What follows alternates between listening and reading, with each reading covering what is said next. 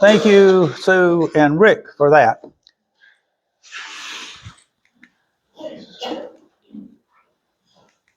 Our younger son, Jeff, is a businessman living in Colorado. He's a really fine, wonderful young man, and people say that he looks so much like his dad that his mother played no part in his birth, but I had him all by myself. He is a parent pleaser. Whenever he's disappointed, dad or mom, he is eager to apologize. He wants to make sure everything's good between him and his parents. He works hard. He's a consistent, good employee and a team player. Most importantly, Jeff is a serious Christian, faithful in serving in his local church and faithful in reading and studying the Bible on a daily basis. Jeff has a good cat, C-A-T, but he wants to benefit and could benefit from a good wife, W-I-F-E. And so for some time, Sue and I have been speaking to the only source of a good spouse. Proverbs 19:14 says, an inheritance comes from a father, but a prudent wife comes only from... Now, 3 years ago, I studied my way through both the book of Ruth and the book of Esther.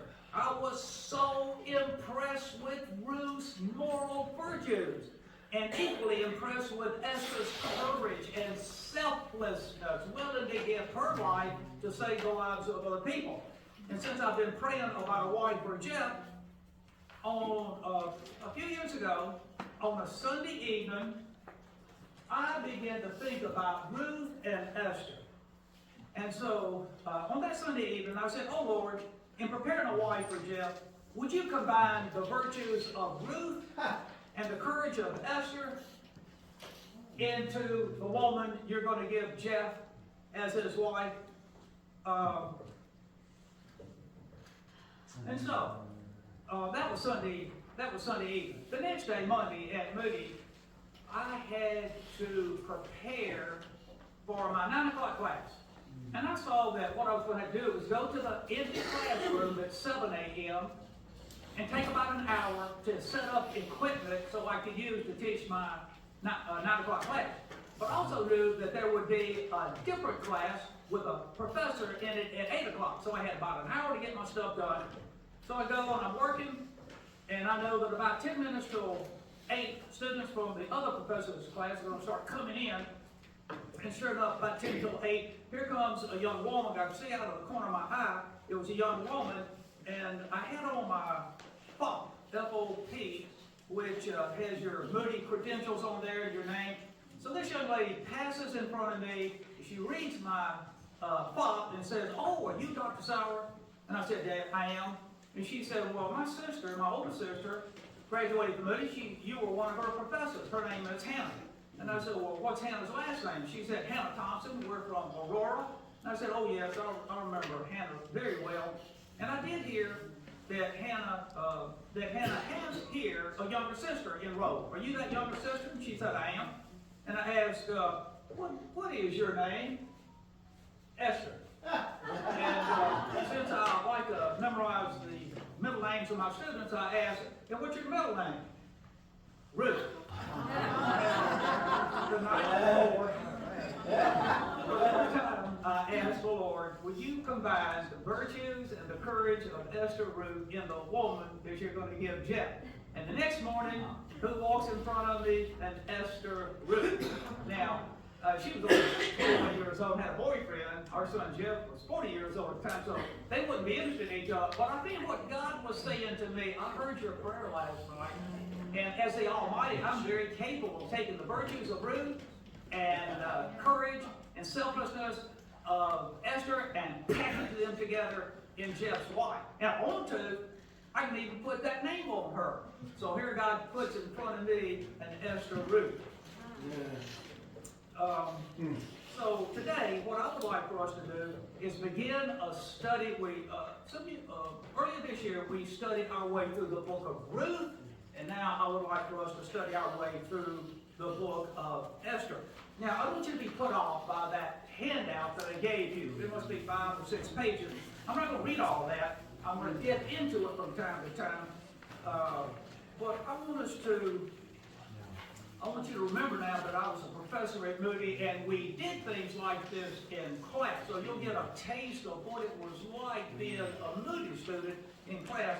I want us to use this handout to prepare the stage for our study of Ruth in the next 9 or 10 weeks as we look at it. So let's go to your handout.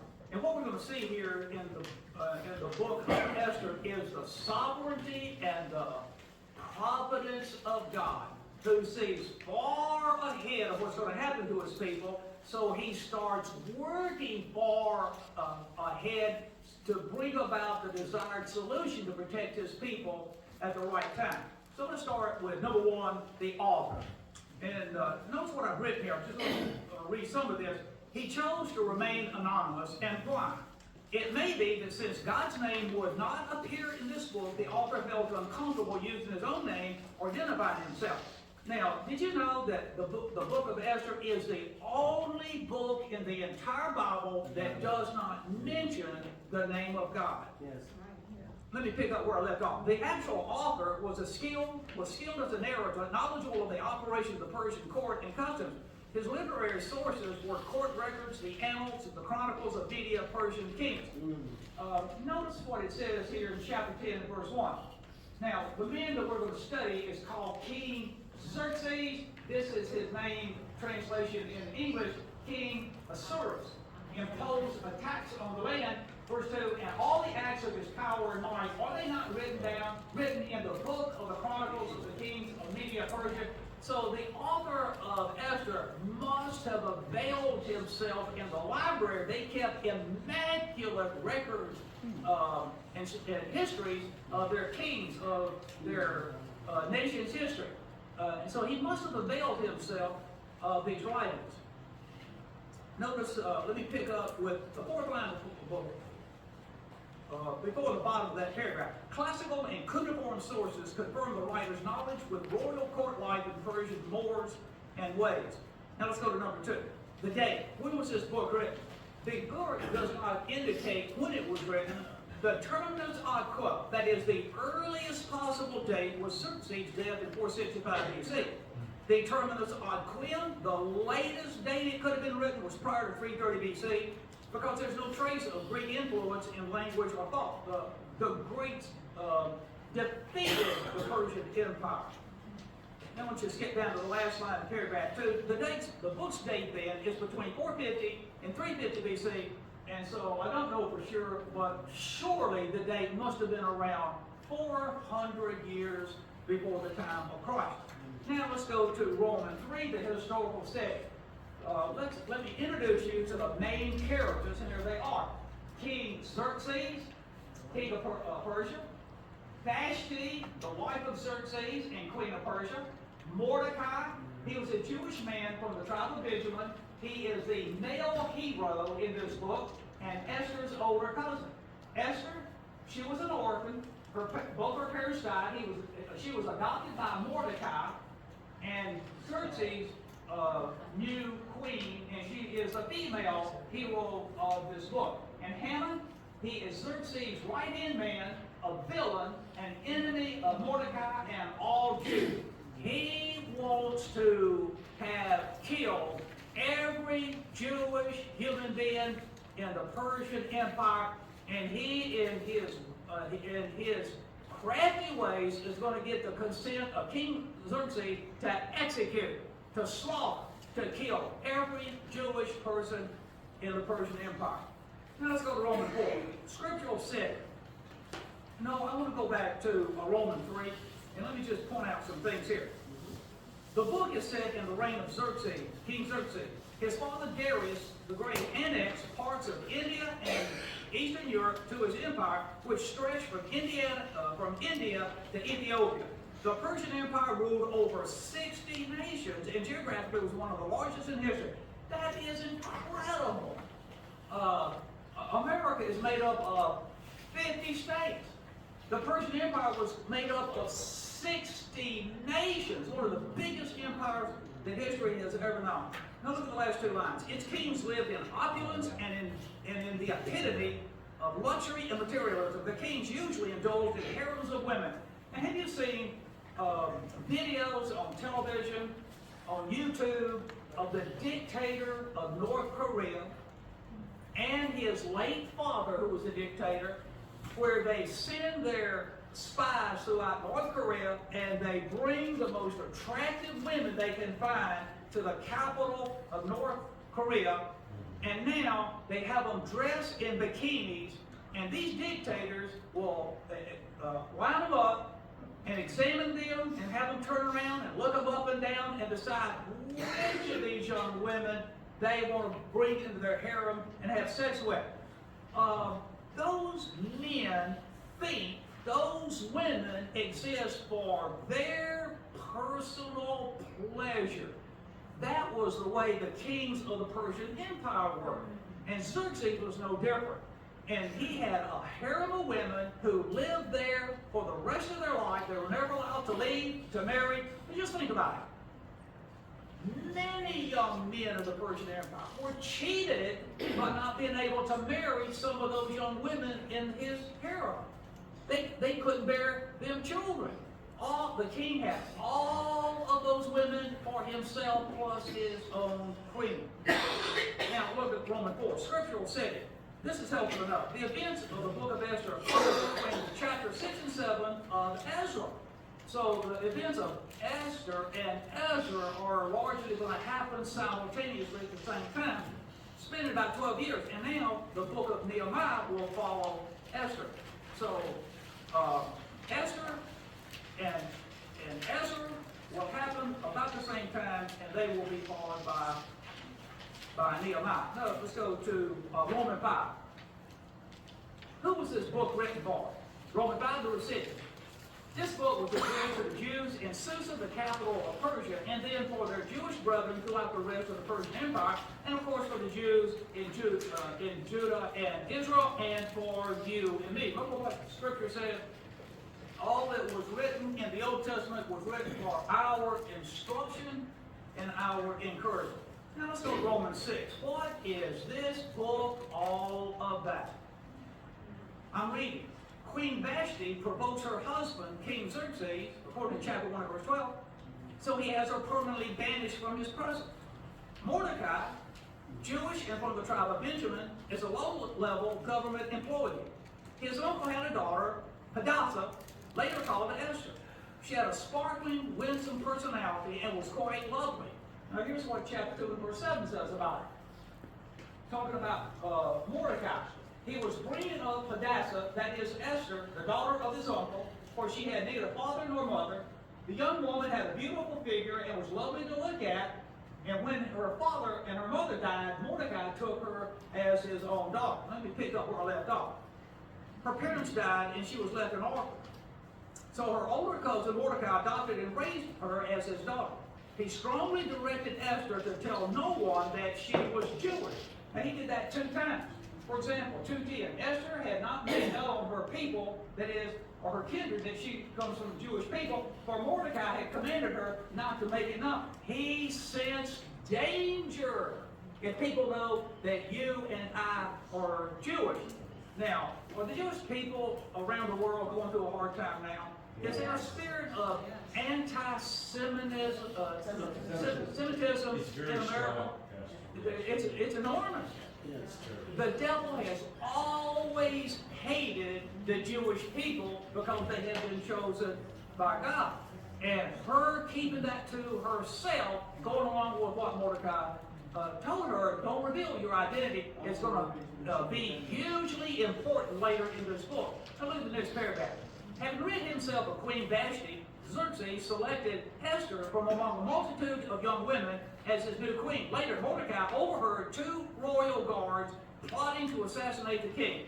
He informed Xerxes, who investigated, finding Mordecai's warning was true, and the king hanged both conspirators. This timely disclosure saved the life of Xerxes. When the plot was investigated, so was it just a coincidence that Mordecai overheard these 2 guards plot to kill the king. No, that was in the providence of God, and that he saved his life is something else that's going to play huge later on in this book. So when the plot was investigated and found to be so, the men were both hanged on the gallows, and it was recorded in the book of the Chronicles in the presence of the king. Next paragraph. Haman, an enemy of the Jews, was the king's right-hand man. Xerxes ordered all of his subjects to bow down to Haman. All did but Mordecai, who refused, thus provoking Haman's wrath. So Haman has a huge ego. He's a powerful figure. He is the right-hand man of the king, and the king orders everybody in his kingdom to bow down to Haman, my right-hand man. All the king's servants who were at the king's gate bowed down and paid homage to Haman, for the king had so commanded concerning him. But Mordecai did not bow down or pay homage. Mordecai was a man who believed you bow only to God, you don't bow to human authorities. Let me pick up where I left off. This foe skillfully persuaded the king to order all Jews in his kingdom to be executed. So a royal decree was sent out throughout the entire Persian Empire ordering the execution of all Jews on a certain day. Upon learning of their scheduled execution, all Jews grieved, fasted, and prayed. Mordecai urged Esther to plead with the king to cancel the royal edict of the slaying of the Jews, telling her, perhaps you have come to the kingdom for such a time as this. And I want you to know that here are the two key verses in this book. Then Mordecai told them to reply to Esther, get this message to Esther. He really doesn't have access to her anymore because she's living in the royal harem. Do not, or the royal palace. Do not think that you yourself, do not think to yourself that in the king's palace you will escape any more than all of the Jews.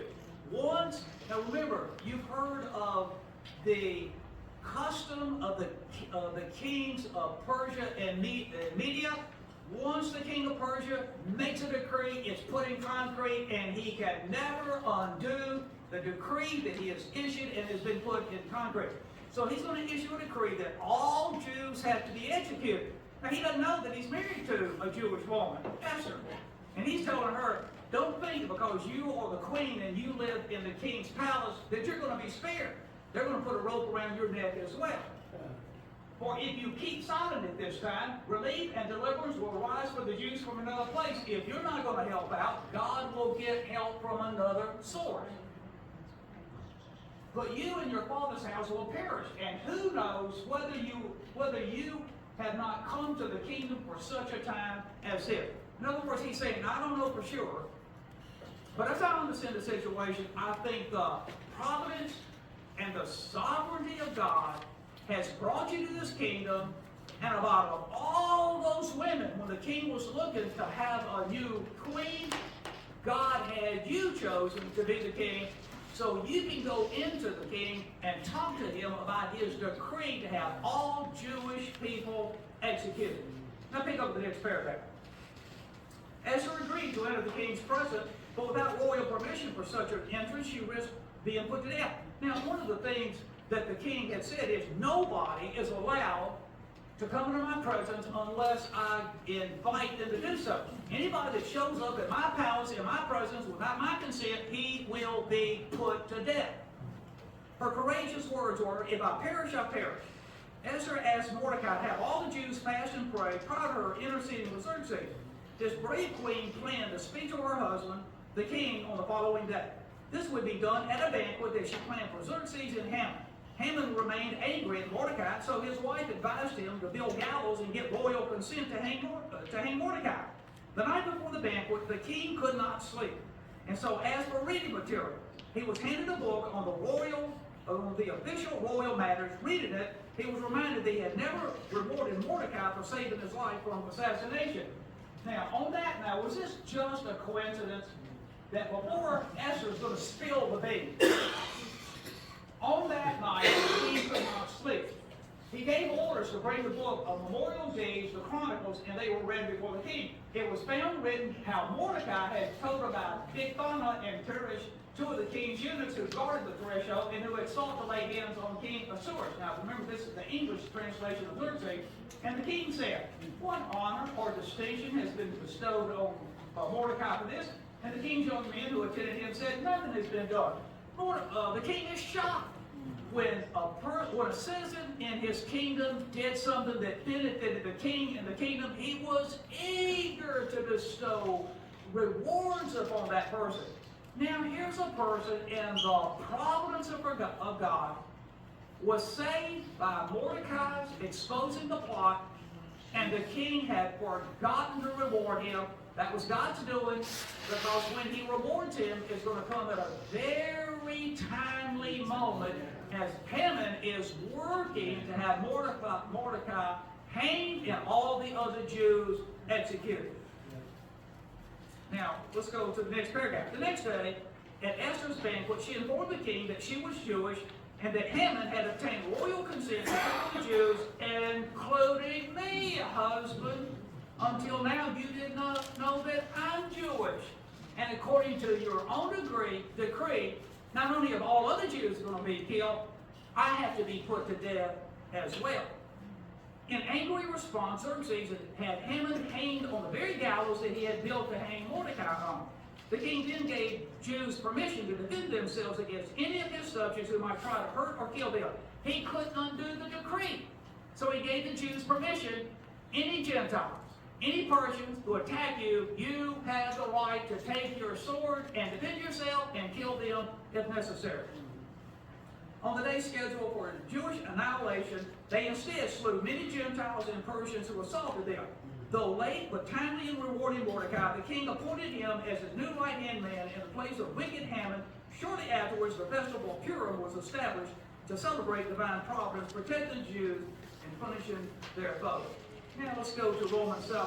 What are the objectives? Why did God have this book inspired and written? A, to demonstrate the providential care of God over his people that results in their providential preservation of them. Two, to demonstrate in a unique way God's delivered his people from their enemies.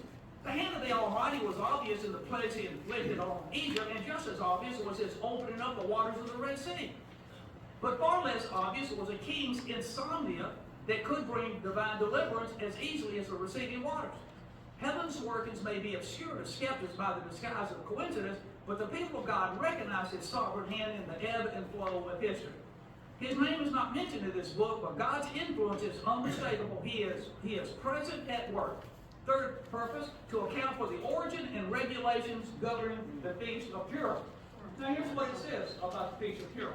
The Jews, now after the Jews were delivered from being executed, the Jews firmly obligated themselves and their offspring that without fail they would keep these 2 days according to what was written and at the time appointed every year, that these days be remembered and kept throughout every generation, every clan, province, and city, and that these days of Purim should never fall into disuse among the Jews, nor should the commemoration of these days cease among their descendants. And the Jews have been faithful down through the millennia to celebrate this feast. Now let's go to Romans 8. The themes. What are the leading motifs, the leading truths found here? One, providence. This English word comes from two Latin words, pro, which means before, and video, which means to see. To see before. Thus, foresight, which prompts action in relation to what is seen to happen in advance. Divine foreknowledge brings about divine activity. The crisis in the book of Esther was providentially anticipated, then providentially overruled, just at the critical moment, accomplishing these events that were divinely determined. 2:21. Again, in those days, as Mordecai was sitting at the king's gate, Bigthan and Teresh, two of the king's eunuchs,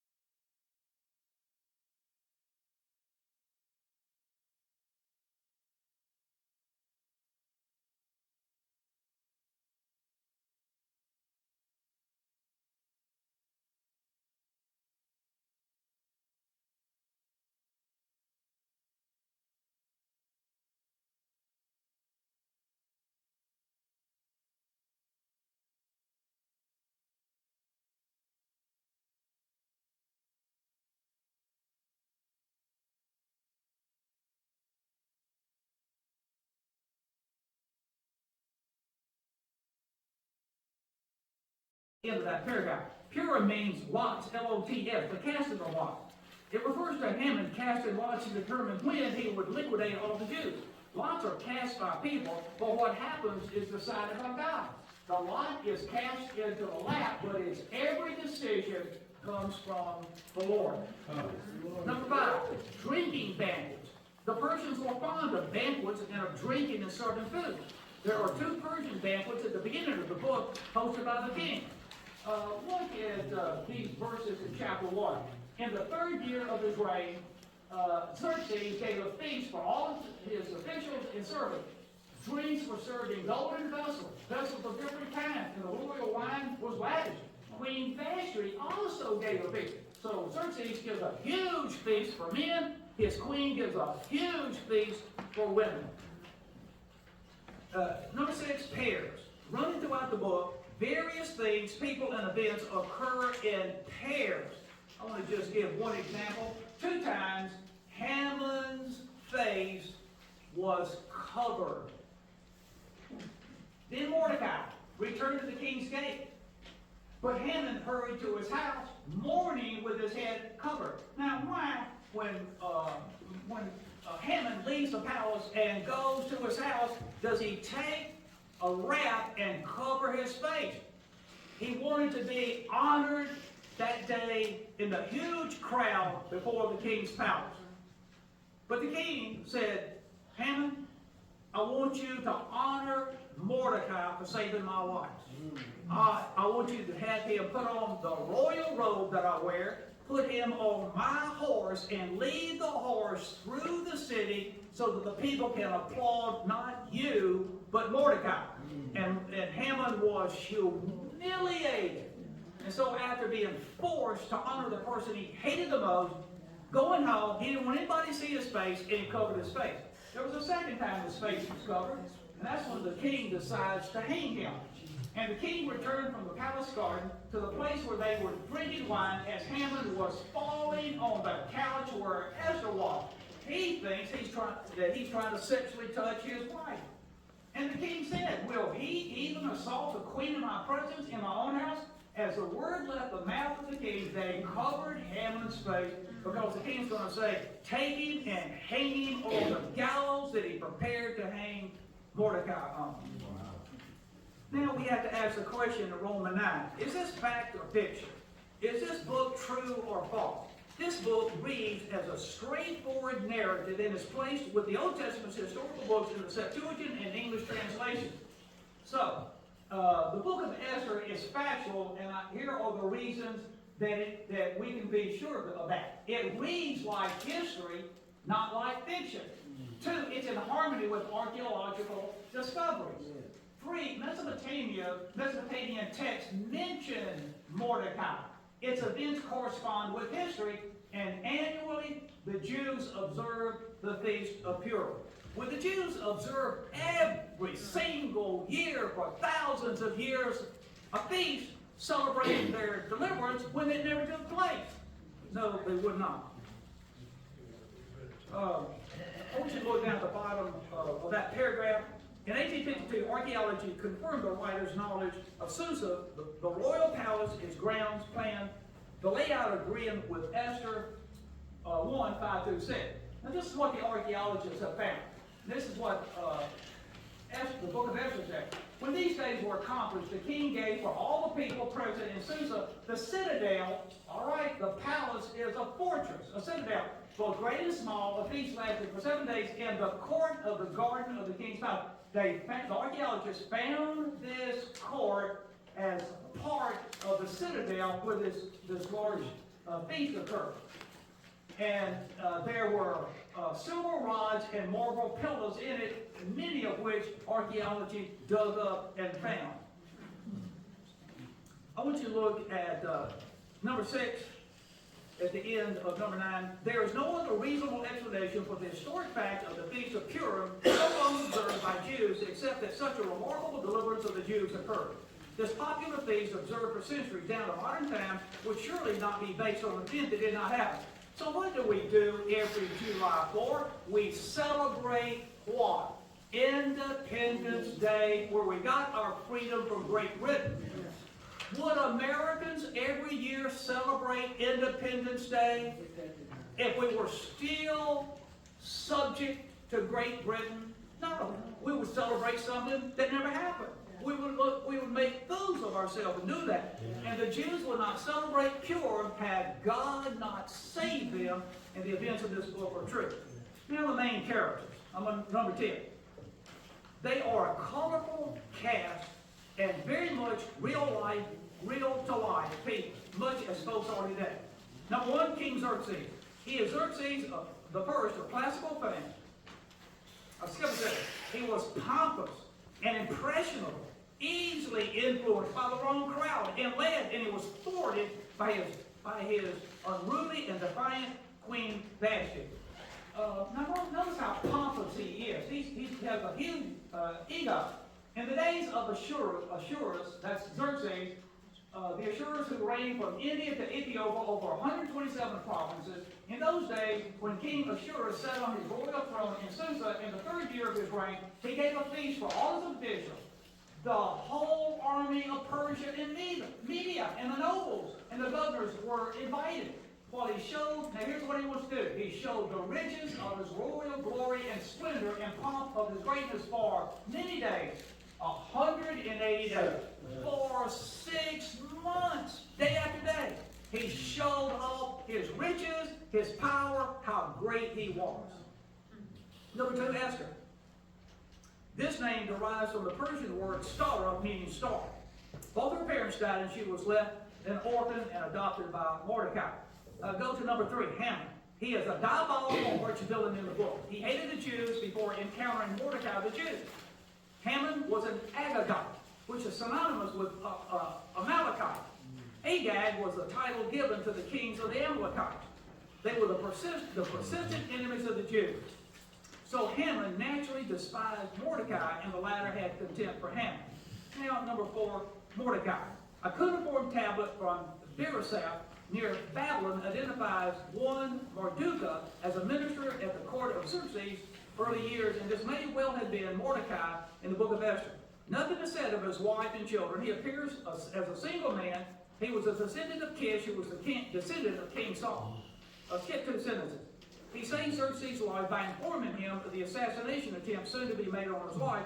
For this, he was eventually publicly praised for his service to the king and later replaced his adversary as the empire's new prime minister. Mordecai was an humble man who did not seek fame or celebrity. He was a servant always seeking the welfare of others, and as a result, he was highly esteemed by most. Now, Romans 11, theology. This may seem a strange issue to consider since God is not mentioned in the book, but God is at work, even when he is behind the scenes. This is the hidden hand of God. Now, number 1, unique. Of all the books in the Bible, only Esther and Ruth are named after women. 2, divine sovereignty. This book's narrative is built on an accumulating series of seemingly coincidences, all of which are indispensable when the story reaches the moment of peak dramatic tension at the beginning of chapter 6. Some examples of coincidences: Esther is very attractive and reserved in personality. Now, of all the women the king could have chosen to be his queen, it was no accident that Esther was chosen. That was in God's will. Why? Would any other queen urge the king not to let all the Jews be executed without giving them the right to defend themselves? She's the only person that would have done that. God knew it. He made sure she was chosen. Xerxes thought he made the decision. Actually, it was heaven that made that decision. 2:17, the king loved Esther more than all the women, and she won grace and favor in his sight more than all the other women, so that he set the royal crown on her head and made her queen instead of Vashti.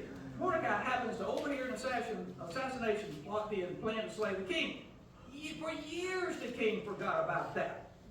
But then at the right moment, the king was reminded by being unable to sleep that night, and so he set out to honor Mordecai at Haman's expense. I want you to look at those 2 sentences. Divine sovereignty means that God is in control. God is in control of everything, everybody, everywhere. And in this book, God's presence and rule over human affairs is implied and understood. Is it true that God is sovereign?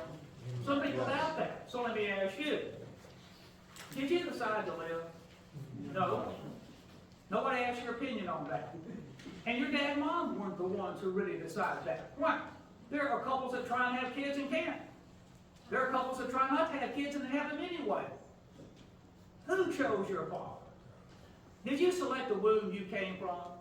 Who determined your gender, your looks, your level of intelligence, what time in history you were living, what race you would belong to, what country you come from? Somebody has already made lots of important decisions about you, and that person is not you, it's not your dad, it's not your mother, it's not your pastor, it's not your boss at work, it is God. Why? He is sovereign over everything in our life, down to every insignificant hair on our head. Amen. The book of Esther integrates divine sovereignty and human actions. And that's why Mordecai said, if you keep silence at this time, relief and deliverance will arise for the Jews from another source. But what he wants her to do is go and speak to the king, who knows whether or not you have come to the kingdom for such a time as this. So here is human responsibility. Here's divine responsibility. God made you the queen for a crisis like this. And if you don't do your job, okay, God will do his and deliver his people in another way. Acts 2:23, we have divine and sovereign responsibility. This Jesus delivered up according to the definite plan and foreknowledge of God. God will for Jesus to be betrayed and crucified on the cross for your benefit and mine. That's right. That's divine responsibility. Here's human responsibility. You Jewish people in this crowd, crucified and killed by the hands of lawless men, the one appointed by God. Now, Romans 12 characteristics. What's this book like? Number one, drama. It would be difficult to find a more riveting and suspense-filled plot in pre-Hellenistic world than the book of Esther. It has many traits of a modern short story.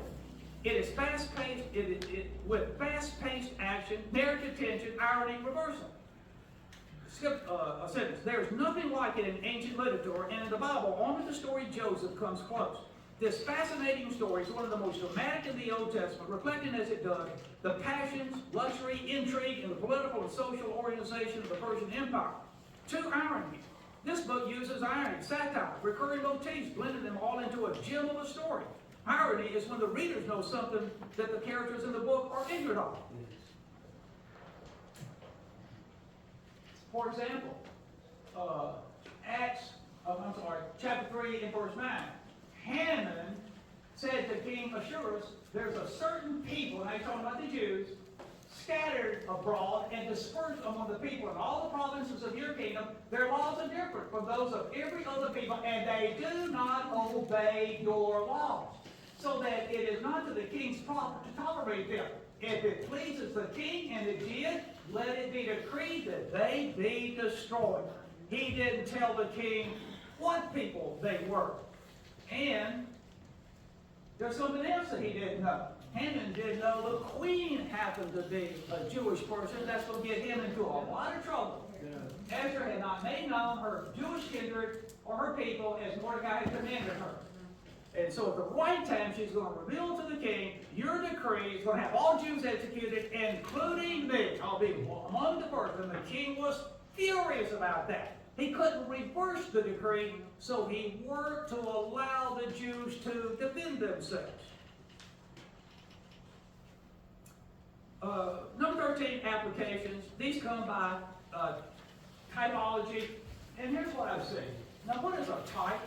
A type is something, it's something, someone, or some event in the past that illustrates something, someone, some event in the future. And as I see it, the Persian Jews are an illustration of worldly believers. You know, they were the people of God. They had a relationship with the Lord, but they weren't holy. They didn't walk with God. They didn't obey God. They were full of the world. And we, the people of God, stand in danger of being influenced by the sinful world that we live in. Esther is an illustration of the Christian church. Mordecai is an illustration of the faithful Jewish remnant that will be saved during the Great Tribulation. And Haman is an illustration of the man of sin that will present himself as God and oppose Christ. And lastly, the outline. I see this book breaking down into two parts. A crisis divinely anticipated, the first 4 chapters. Queen Vashti is supposed. Esther is crowned the new queen. Haman plots genocide. He's going to terminate all Jews.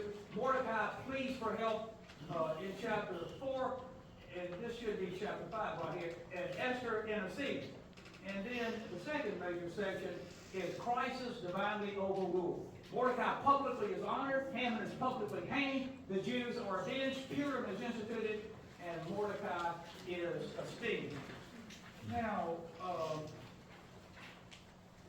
for you and me, what we want to do is, as James 4 advises us, draw near to God, and He will draw near to you.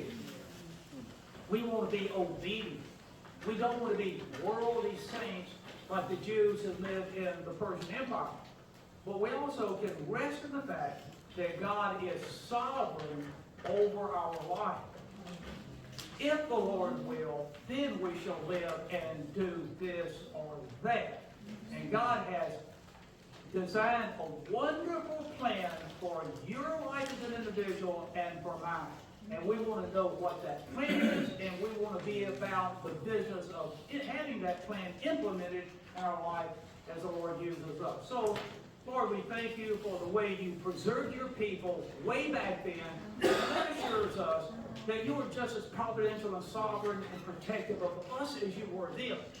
Now, this book was written and preserved for our instruction, for our benefit. And I'm asking, Lord, that as we go through this in the coming weeks, that you would give us a clear understanding. And that you, as our Father, would speak to us individually as our children. And if you have to, rebuke us, correct us, but build us up, encourage us, bring us closer to yourself. And may our confidence in your sovereignty over our life increase, giving us great peace and joy. In Jesus' name. Amen.